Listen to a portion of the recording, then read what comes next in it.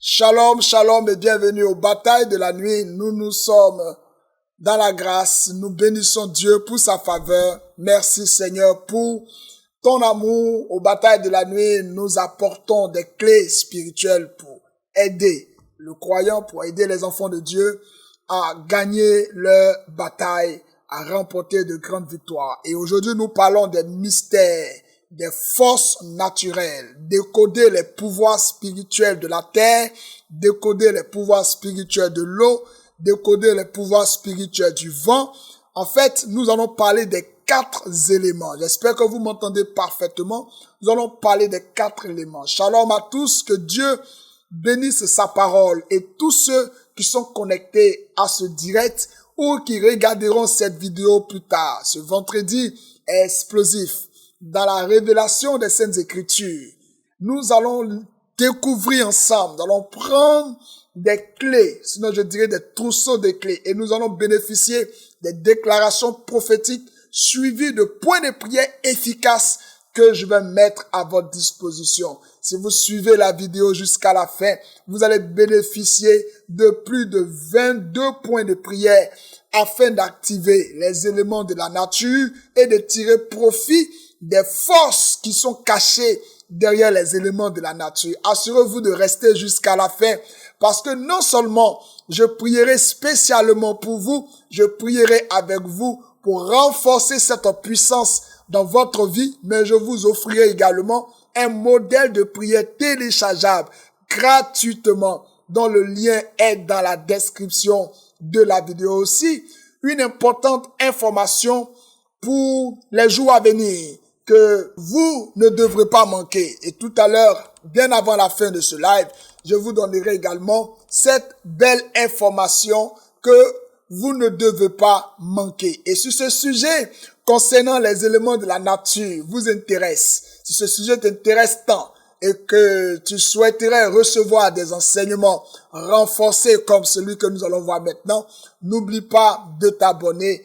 Oui, abonnez-vous à la chaîne et activez la cloche de notification. Si vous n'êtes pas encore abonné, surtout partagez cette vidéo, partagez donc ce live autour de vous, qu'il y ait un maximum de personnes qui puissent nous suivre, un maximum de personnes qui puissent bénéficier de cette grâce-là.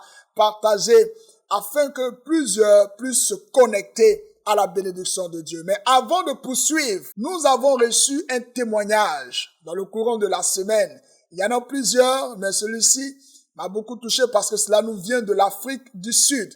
Un frère de l'Afrique du Sud nous envoie un témoignage et nous allons écouter ce témoignage en 1 minute. C'est le témoignage du frère Progrès. Nous allons l'écouter en 1 minute. Alors, je vous laisse donc écouter le témoignage. Je suis le frère Progrès le Grand, depuis l'Afrique du Sud. En ce jour, j'aimerais bénir Dieu pour la vie de son serviteur, le révérend Doxa, qui m'a personnellement béni par ses enseignements. Vous savez, nous sommes nés dans des églises et par la grâce de Dieu, Dieu a commencé à nous montrer des choses différemment des autres et on a commencé à voir les réalités spirituelles là où les autres ne voyaient pas et on a commencé à vivre des expériences. Mais quand on se rapprochait pour demander conseil, pour chercher explication, on pouvait facilement nous désorienter parce que ces personnes-là ne croyaient pas aux choses. Parce que ces personnes-là ne croyaient pas à ces expériences. Mais par la grâce de Dieu, je suis le révérend, ça fait des mois. J'ai ces vidéos dans mon PC, je bénis Dieu pour ça. Toutefois, je les suis et cela m'édifie. Donc, j'aimerais rendre grâce à Dieu pour ce grand homme qui est en train de nous donner des secrets de la vie. Que Dieu nous bénisse.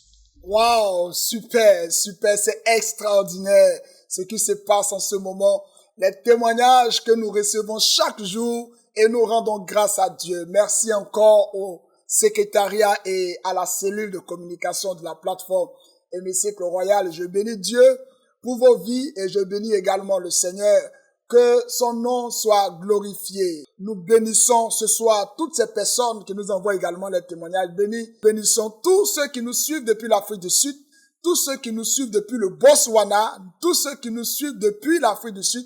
Nous bénissons vos vies dans le nom précieux de Jésus-Christ. Si vous aussi, à travers nos vidéos ou tout autre accompagnement que vous avez reçu de nous, le Seigneur a fait quelque chose dans votre vie et vous souhaiterez partager cela avec le peuple de Dieu, avec tous ceux qui sont partenaires de la plateforme Émission Royale, vous pouvez simplement nous faire parvenir votre témoignage par une note vocale sur notre numéro WhatsApp, le plus 225 07 48 84 24 15. Vous pouvez également nous envoyer votre voix sur ce numéro, le 07 07 56 34 36. Et nous allons diffuser votre témoignage pour l'édification de tout le peuple de Dieu qui suit notre actualité en ligne. Demeurez donc bénis. Revenons à notre sujet, les mystères des forces naturelles.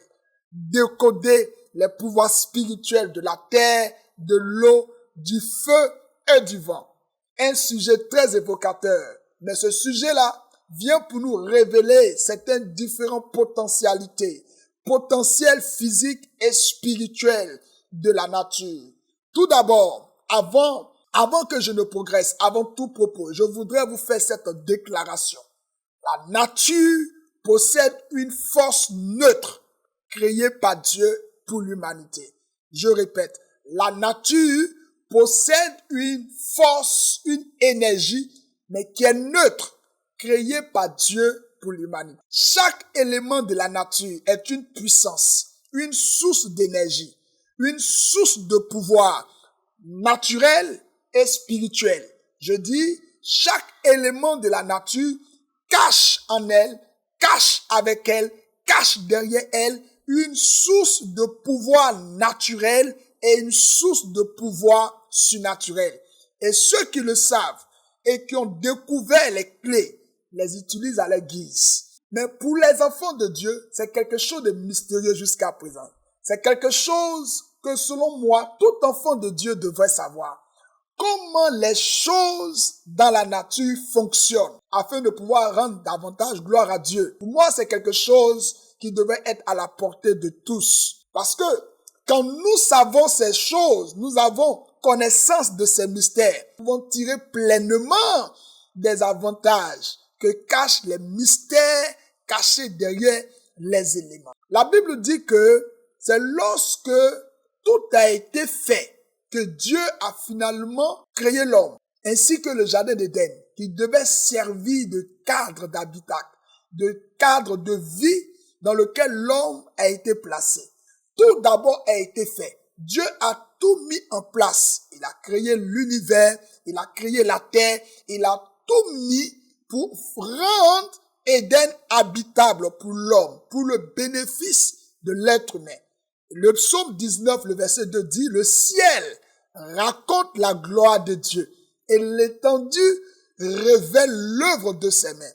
Il s'agit d'un grand passage biblique et ce passage-là affirme le plus clairement que la nature elle-même manifeste la grandeur de Dieu. La nature n'est pas divinisée. La nature n'est pas à être divinisée. Non, la nature a des mystères. La nature cache un pouvoir de Dieu. Et dans chaque élément de la nature, on voit l'expression de la puissance de Dieu, l'expression de la grandeur de Dieu. Parce que la nature manifeste la grandeur de Dieu. Ce qui veut dire que les forces qui sont cachées derrière les éléments de la nature sont au service de Dieu. Ça, c'est quelque chose que nous devons retenir. Parce qu'en réalité, rien dans la nature n'est autonome. Rien dans la nature n'est indépendant. Toute chose dépend directement de Dieu. Lisons un autre texte. Parlons d'un autre texte de Romains, le chapitre 1, le verset 20. Qu'est-ce que Romains 1, le verset 20 nous dit? La Bible dit, en effet, les perfections, écoutez bien, hein, les perfections invisibles de Dieu se voient depuis la création du monde. Elles se comprennent parce qu'il l'a fait. Donc, si nous voulons comprendre ce qui est de la nature, nous devons chercher à comprendre les mystères de Dieu. Vous voulez comprendre les forces qui sont cachées derrière la nature, vous devez découvrir les mystères de Dieu. Parce que c'est l'œuvre de Dieu, c'est l'œuvre de ses mains. Et elle exprime Dieu, elle exprime ce que Dieu est, ce que Dieu est capable, ce que Dieu fait. Les perfections invisibles de Dieu. C'est quoi réellement? Quand la Bible parle de perfection invisible de Dieu, de quoi la Bible nous parle? Mais si vous nous suivez, si vous suivez nos contenus, vous allez comprendre davantage les mystères qui vous feront passer à un autre niveau de votre vie spirituelle, mais vous donnera les clés pour des solutions dans votre vie, pour accomplir votre destinée. La grandeur, la puissance, la force, la grande sagesse de Dieu se révèle dans les 4 éléments qui composent la base solide de la nature. On ne parle pas de nature sans ces 4 éléments. Il y a tellement de complexité dans la nature que même les biologistes, les scientifiques de différentes disciplines, ils s'inclinent face à la puissance et le chef-d'œuvre de la nature. Regardez un peu, même dans la biodiversité, il y a tellement qu'il y a une variété d'espèces et qui vivent dans un écosystème en symbiose. Regardez les constellations, regardez, les astronautes nous parlent de myriades de galaxies dans l'univers.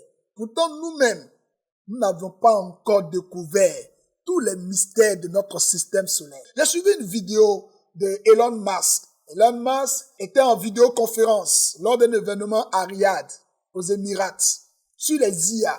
Il parlait de nouvelles technologies.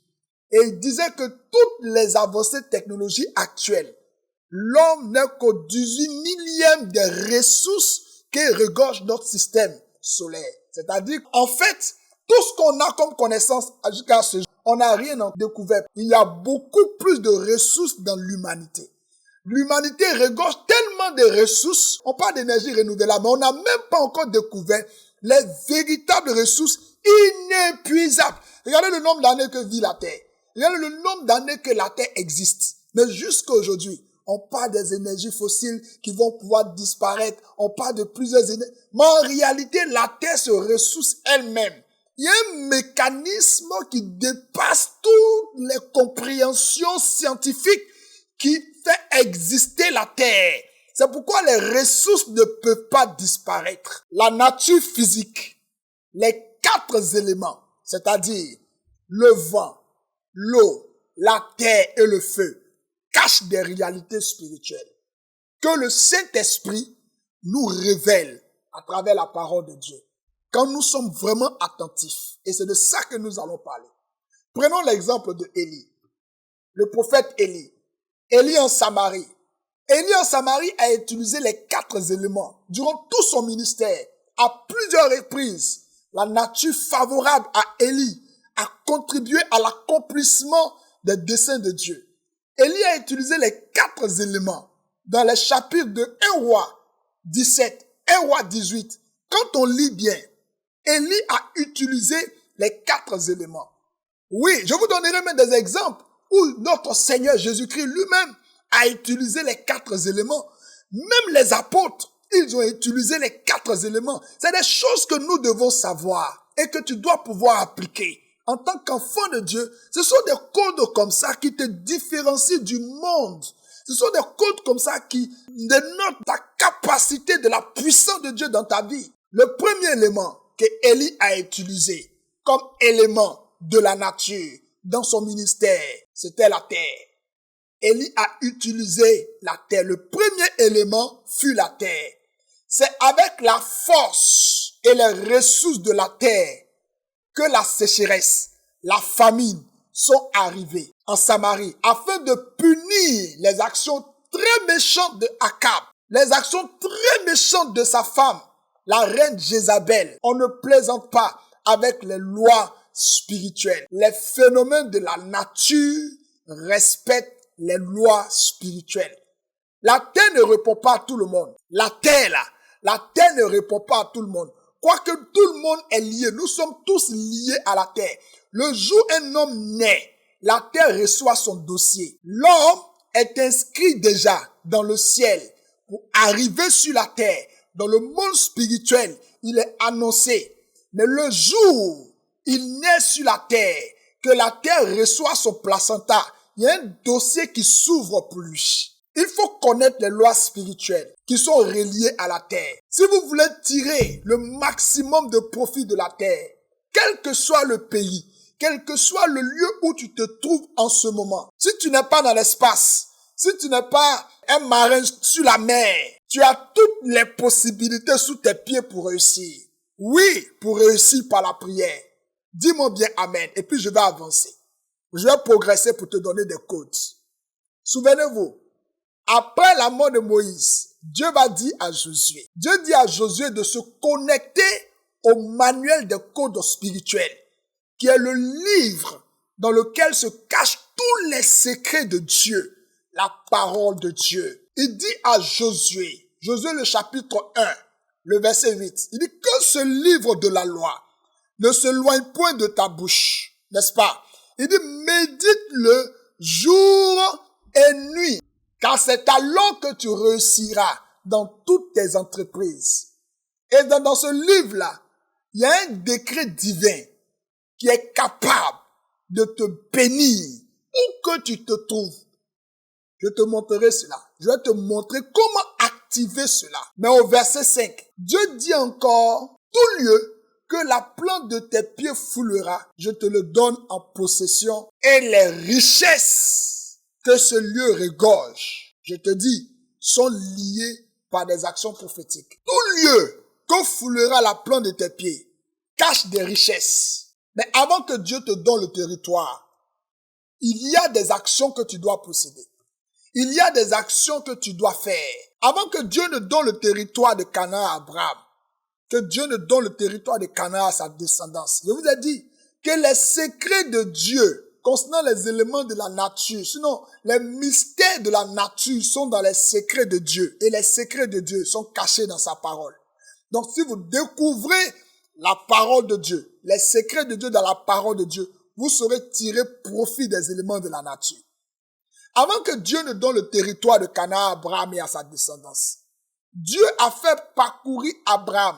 Il a fait parcourir le territoire. Abraham a parcouru le pays. Et après cela, Abraham a fait une alliance. Il a bâti un autel à l'Éternel. Il a posé un acte prophétique de grande portée, un acte prophétique majeur. Genèse le chapitre 12. La Bible dit que Dieu dit à Abraham de quitter sa patrie et qu'il irait vers où? Vers Canaan. La Bible dit au verset 7, l'Éternel apparut à Abraham et dit, je donnerai ce pays à ta postérité. Et Abraham bâtit là un autel à l'Éternel qui lui était apparu. Ce qui veut dire que les territoires, les parcelles, les lieux s'acquièrent avec la connaissance des lois spirituelles. Si vous ne savez pas ça, vous allez vivre des combats sans gagner, des combats sans victoire. Et en fin de compte, parce qu'on est chrétien, que j'en rencontre plusieurs, c'est la frustration qui sort tous les efforts. C'est la frustration par manque de bons résultats. J'ai été sollicité à aller prier dans une plantation qui ne produisait pratiquement plus rien. Après quelques jours passés sur le site, avec des points de prière stratégiques, cette plantation, elle a produit, elle a repris ses productions au point où le lieu est devenu un centre d'agro-pastoral. La terre a des lois et tu dois activer les codes d'accès pour tirer toi aussi ton profit. Et c'est ce que Élie a fait. Élie a activé les lois de la terre. Il connaissait les lois spirituelles et il a activé des lois de la terre. La terre a refusé de donner sa production. Et quand il a réactivé les codes, la terre a relâché la vapeur qui est montée au ciel et qui a fait descendre la pluie. Donc Élie a utilisé l'élément de la nature. Mais rappelez-vous que Jacques dit, Élie était un homme de la même nature que toi et moi. Ça veut dire que le Dieu qui a été avec Élie, les codes d'accès que Élie avait dans la parole de Dieu n'ont pas changé. Aujourd'hui, cela fonctionne. Puisque je t'en parle, puisque je te donne des témoignages, des preuves à l'appui, cela existe et toi aussi tu peux activer ces codes-là dans ta vie et la terre va relâcher sa bénédiction en ta faveur. La terre a des lois et tu dois activer le code d'accès pour tirer pour toi. Le deuxième élément de la nature utilisé par Élie était l'air, c'est-à-dire le vent. pour faire descendre à nouveau la pluie et arrêter la famine sur le pays. Élie a utilisé le vent comme un moyen de transport. La Bible dit, quand il a fini de donner la révélation à Akab, et la Bible dit, Akab a scellé ses chevaux, et Akab est monté sur son char. Avant que Akab n'arrive en ville, Élie l'avait déjà rattrapé. Alors, comment Élie a réussi à rattraper Akab? Élie était à pied. Élie a utilisé la capacité du vent. Le vent a servi de moyen de transport à Élie. Le vent est un moyen de transport puissant, un moyen de communication puissant. Et quand vous avez des codes concernant la prière avec le vent, quand vous activez la prière avec le vent, il y a plusieurs types de vent. Mais quand vous connaissez les codes, les mystères cachés dans la parole de Dieu, pour activer le prophétique du vent, je dis, Élie qui a parcouru 27 kilomètres du mont Carmel à l'entrée de Jezreel, la Bible dit qu'il a dépassé le char du roi. Est-ce que vous savez que le char du roi d'Israël a plusieurs chevaux? Et c'est pas n'importe quel type de cheval.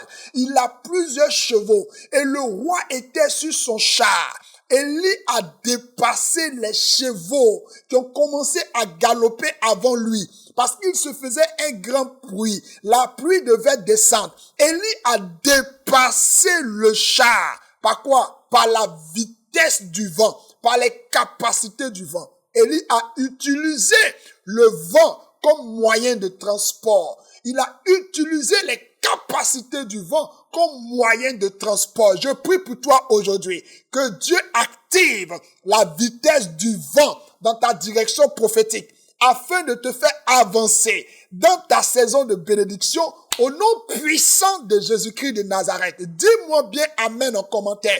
Je dis que la prière que je fais pour toi maintenant, Dieu active pour toi dans ta direction prophétique la vitesse du vent afin de t'introduire dans une saison de bénédiction, dans une saison nouvelle, une saison où tu dépasseras tes concurrents, une saison où tu dépasseras tes défis, une saison où tu dépasseras. Je dis, on ne te maintiendra plus dans le même lieu, on ne te retiendra plus dans le même endroit. Tu avances au nom de Jésus. Dis-moi bien amen. Ésaïe le chapitre 19, le verset 1.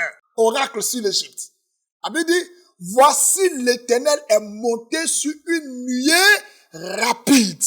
Il vient en Égypte et les idoles de l'Égypte tremblent devant lui. Et le cœur des Égyptiens tombe en défaillance. Ésaïe 19. La nuée est un moyen de déplacement. Mais en fait, la nuée se déplace par le courant d'air. La nuée. Voyez, quand Jésus devait monter lors de l'ascension, la Bible dit qu'il y avait un ange qui est venu à sa gauche, un ange est venu à sa droite. Et une nuée s'est mise sous lui et Jésus est monté par la nuée. Ça, c'est la propulsion. Vous voyez la fusée? Vous voyez les vaisseaux, les fusées qui doivent monter pour aller dans l'espace? C'est la science du vent. C'est le mystère du vent. La nuée se déplace par le courant d'air, par le vent. Le vent, c'est une masse d'air en déplacement. Le vent, c'est une masse d'air en déplacement. Et les esprits sont des vents. Les anges se déplacent par la vitesse de la lumière. Écoutez-moi bien. Les anges, ils se déplacent à plus de 300 000 kilomètres en quelques secondes. En moins d'une seconde, le déplacement des anges. Quand la Bible dit qu'un ange a approché Daniel d'un vol rapide, c'est à cette vitesse, la vitesse de la lumière, parce que les anges sont faits avec la matière lumière. Ah, vous apprenez des choses. C'est pourquoi Lucifer même se déguise en ange de lumière. La Bible dit qu'il se déguise en ange de lumière, pas seulement pour la révélation, mais parce qu'il lui-même, il est né dans la lumière. Lucifer, astre brillant. On l'appelait astre brillant. C'est son nom, c'est son titre, c'est sa fonction. Là où on parle de fonction, on parle d'un rôle. Donc, il distillait la lumière. Les esprits sont des vents. Les anges se déplacent par la vitesse de la lumière. Mais, ils utilisent le vent comme moyen de transport. Le vent est le moyen de transport des anges. Oui, qui a dit ça? Le révérend Doxa. Et c'est biblique. Il dit, il fait des vents ses messagers. Il fait des vents ses messagers. Et donc, les uns se déplacent à la vitesse du vent. C'est un moyen de transport. Et Moïse, dans sa prière de combat contre les Égyptiens, les esprits de l'Égypte, Moïse a utilisé quoi pour les vaincre? C'est la puissance du vent. C'est les capacités du vent. Moïse a fait souffler plusieurs vents. Les 4 vents dont on parle, les 4 esprits des vents dont on parle. Moïse a fait souffler des vents pour que la mer Rouge se divise en deux. La Bible dit que Dieu a fait souffler le vent. Quand Moïse a levé le bâton, il a levé la verge. Comment la mer s'est-elle divisée? C'est par la puissance du vent. Écoutez, les éléments de la nature cachent des esprits, cachent des puissances, cachent des forces, mais qui sont au service de Dieu. Mais les enfants de Dieu, les croyants en Christ ne comprennent pas ça. Écoute, tu peux tirer profit de ça. Tous ceux qui sont dans la communication, tous ceux qui sont dans le marketing, tous ceux qui sont dans le commerce, tous ceux qui font les affaires, ils doivent connaître les codes de la prière pour activer le vent. Les clients doivent venir vers toi. La marchandise doit venir vers toi.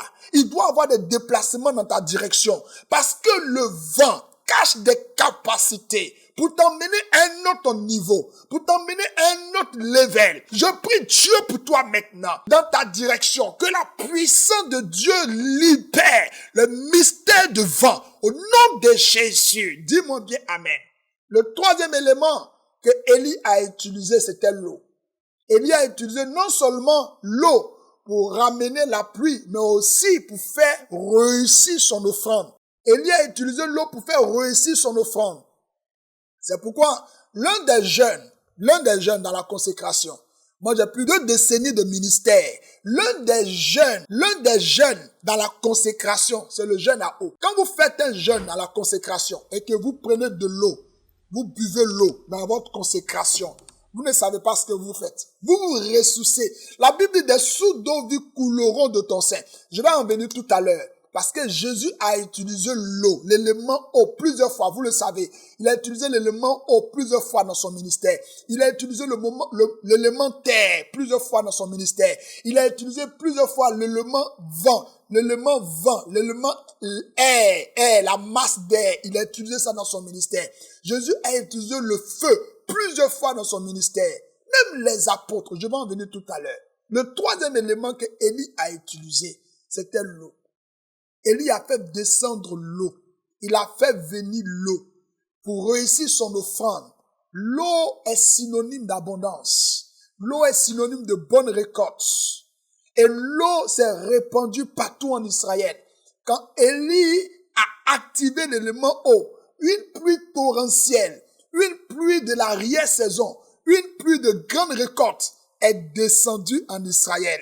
Je prie Dieu pour toi, qu'il y ait une nouvelle pluie qui s'annonce dans ta vie. Pluie d'abondance, une pluie de faveur, une pluie pour la nouvelle saison. Dis-moi bien Amen. Le quatrième élément de la nature.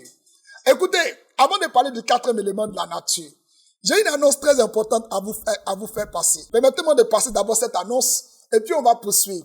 Parce que là où on va rentrer maintenant, ne quittez pas, pour ceux qui nous prennent en marche, sachez que c'est maintenant que les affaires sérieuses vont commencer. Mais je vous fais passer cette annonce pour que vous entendiez la bonne nouvelle que nous avions pour vous à partir du 10 novembre.